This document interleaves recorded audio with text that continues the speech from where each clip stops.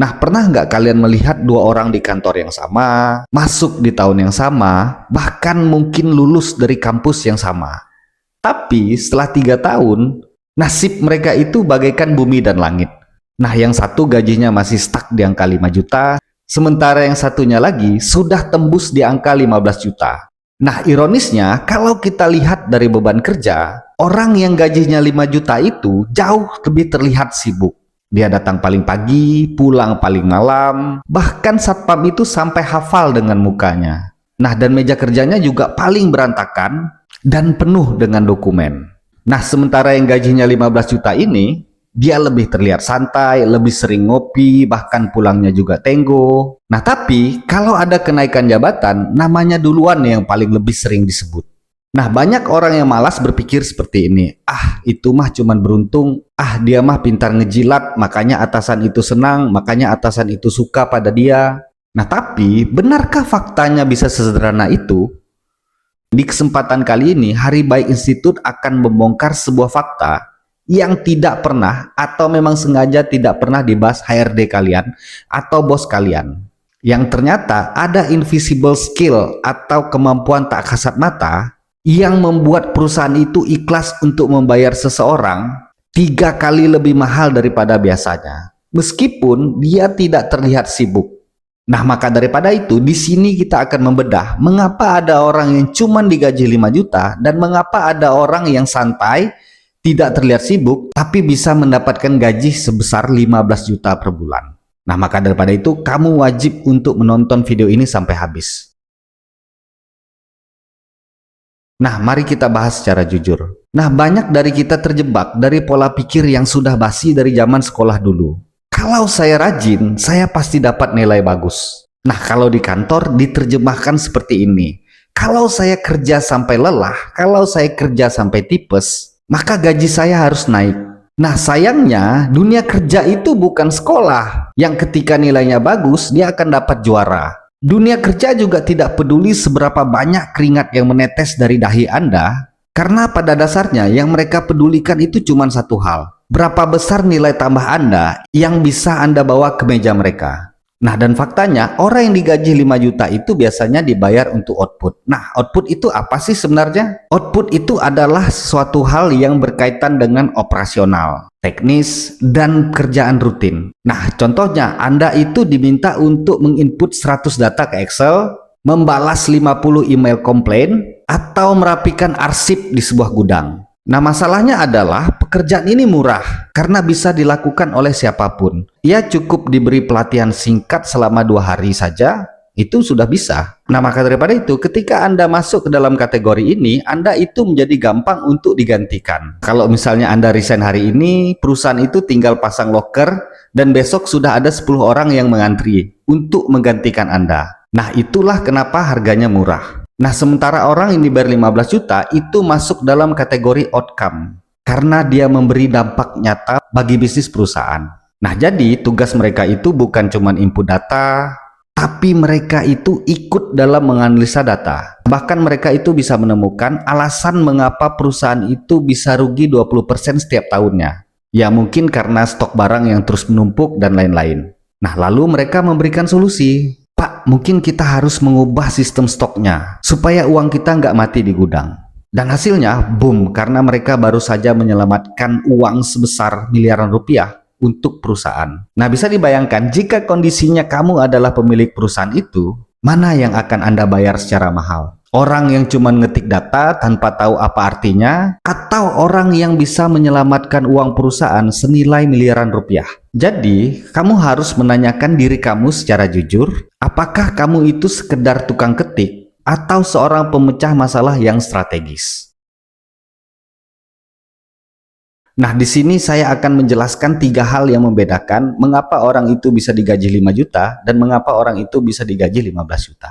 Yang pertama adalah strategic communication, yang kedua adalah high value technical necessary, sementara yang ketiga adalah emotional intelligence dan political savvy. Nah, mari kita bahas satu-satu. Nah, yang pertama itu adalah strategic communication, atau sederhananya seperti ini, bahasa bisnis versus bahasa laporan. Nah, orang yang gaji 5 juta itu biasanya akan melaporkan dengan bahasa laporan. Pak, ini sudah selesai. Pak, tugas A sudah selesai. Pak, tugas B sudah selesai. Titik. Dan mereka hanya menyampaikan itu saja. Karena mereka merasa itu bahwa tugas mereka sudah habis di sana. Nah, sedangkan orang yang gajinya 15 juta itu, dia akan berbicara dengan bahasa bisnis. Dan mereka juga bisa menaruh nilai dari setiap kata-kata yang mereka ucapkan. Misalnya mereka bilang, Pak, proyek ini sudah selesai. Nah, tapi dari proyek ini saya bisa menemukan ada perilaku konsumen yang berubah. Nah, dan saya melihat sebenarnya kita punya potensi untuk menaikkan profit sebesar 5% per bulannya kalau misalnya kita menggunakan strategi B. Bagaimana menurut Bapak? Nah, orang yang dengan gaji 15 juta pasti akan berbicara seperti itu. Nah, kamu bisa melihatkan perbedaannya. Di sini mereka tidak cuma melapor, tapi mereka belajar untuk bernegosiasi. Nah, dan mereka juga bisa menyampaikan hasil kerja sehingga membuat atasan itu bilang bahwa aku nggak boleh kehilangan orang ini. Orang ini harus aku pertahankan. Aku butuh orang ini. Karena apa? Karena dia bisa cari uang untuk kantor ini. Nah, kalau setiap kali ketemu bos, Anda bilang, Pak, ini sudah selesai, dan Anda cuma melaporkan saja, maka Anda sama dengan mesin, dan mesin itu sudah pasti bisa digantikan. Dan mesin itu tidak pernah akan mendapatkan kenaikan gaji. Nah, yang kedua itu adalah high value technical mastery, atau bahasa spesialis versus bahasa admin. Nah, biasanya orang yang punya gaji 15 juta itu akan punya skill yang jarang dimiliki oleh orang kantor lainnya. Kalau misalnya mental Anda seperti admin, maka Anda cuma bisa copy paste dan Anda cuma bisa mengoperasikan Excel. Dan gajimu juga akan stuck di level UMR seumur hidup. Tapi bayangkan jika Anda itu adalah seorang admin, tapi juga Anda itu jago otomatisasi yang menggunakan AI, Anda mungkin bisa mengerjakan pekerjaan yang seharusnya itu selesai seminggu, tapi karena kemampuan Anda itu, pada akhirnya kerjaan itu bisa selesai dalam 1 jam. Karena apa? Karena Anda tahu cara menggunakan teknologi. Mungkin kalian bisa melihat perbedaannya. Nah, di situ perusahaan itu akan melihat bahwa kalian itu akan menjadi aset yang sangat luar biasa. Karena apa? Karena bisa mengefisiensikan pekerjaan dari yang sebelumnya seminggu menjadi 1 jam. Atau di sisi lain, Anda itu menguasai data analitik, yang dimana Anda itu bisa membaca tren pasar sebelum para kompetitor itu tahu. Nah, ingat hukum ekonomi. Semakin langka kalian Anda, maka semakin mahal harga Anda.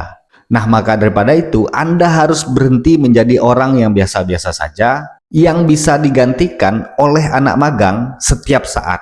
Nah, yang ketiga adalah emotional intelligence dan political savvy. Nah, suka atau tidak suka, mau atau tidak mau, politik kantor itu tetap ada. Nah, mungkin kalian bisa bilang, saya nggak mau ikut politik, tapi permainan itu tetap jalan. Kalau kamu terus-terusan naif, tidak mau tahu tentang politik kantor, atau kamu tidak bisa membaca peta kekuasaan, maka karirmu akan stuck di situ-situ saja. Karena itulah faktanya. Nah, maka daripada itu, kamu harus berhenti untuk menjadi naif, dan bilang bahwa, saya ingin yang lurus-lurus sajalah. Nah, biasanya orang dengan gaji tinggi itu, tahu caranya membangun aliansi yang strategis, tanpa harus menjadi penjilat murahan. Nah, mereka tahu kapan harus bicara lantang, mereka tahu kapan harus diam, mereka tahu kapan harus mendengarkan, dan mereka tahu kapan mereka harus pura-pura bodoh. Nah, seperti video yang sudah kita bahas sebelumnya, mereka pun tahu siapa yang harus mereka dekati. Karena itu, mereka tidak cuma bekerja di dalam sistem, tapi mereka paham cara kerja sistem itu sendiri. Makanya mereka cenderung bisa mengendalikan persepsi orang lain terhadap diri mereka. Nah, itu salah satu kemampuan mereka. Nah, dari penjelasan saya tadi, pasti kamu itu bertanya-tanya, terus bagaimana caranya saya pindah dari zona 5 juta menuju 15 juta? Apakah saya harus resign atau pindah kantor sekarang juga? Jawabannya belum tentu. Kalau skillmu itu masih di level 5 juta, mau pindah kantor kemanapun, Anda akan tetap dibayar 5 juta. Nah, maka daripada itu, saya akan memberikan 3 tips kepada kalian bagaimana caranya shifting dari 5 juta menuju 15 juta. Yang pertama, kamu harus mengidentifikasi bottleneck atau sumbatan. Nah, misalnya seperti ini. Kamu harus bisa mencari tahu masalah apa yang membuat atasanmu itu pusing sampai saat ini. Apakah itu biaya operasional yang bengkak, atau tim yang berantakan, atau target yang meleset. Nah, sebisa mungkin kamu harus bisa menjadi orang yang bisa menyelesaikan masalah itu meskipun kamu tidak diminta oleh atasanmu. Nah, saat Anda bisa menyelesaikan masalah besar perusahaan, sekarang Anda punya kartu as di tangan Anda, yang suatu saat bisa Anda pakai untuk meminta kenaikan gaji? Pertanyaannya seperti ini, Bang, bagaimana kalau misalnya saya sudah bekerja, saya sudah menyelesaikan itu, tetapi sampai saat ini saya tidak kunjung naik gaji? Nah, jawabannya simple. Paling tidak, ketika kamu sudah punya skill itu, suatu saat skill itu bisa kamu pakai di perusahaan lain. Kalau sumpama misalnya, perusahaan ini tidak menghargaimu.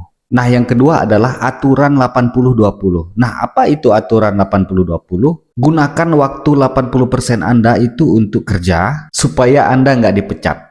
Tapi 20%-nya lagi, gunakan untuk meningkatkan skill kalian. Jadi kamu jangan cuma menunggu pelatihan gratis dari kantor saja, yang bahkan setahun sekali pun belum tentu ada. Tapi kamu harus beli buku, ikut kursus online, dan tonton video edukasi yang berat, bukan cuma nonton hiburan.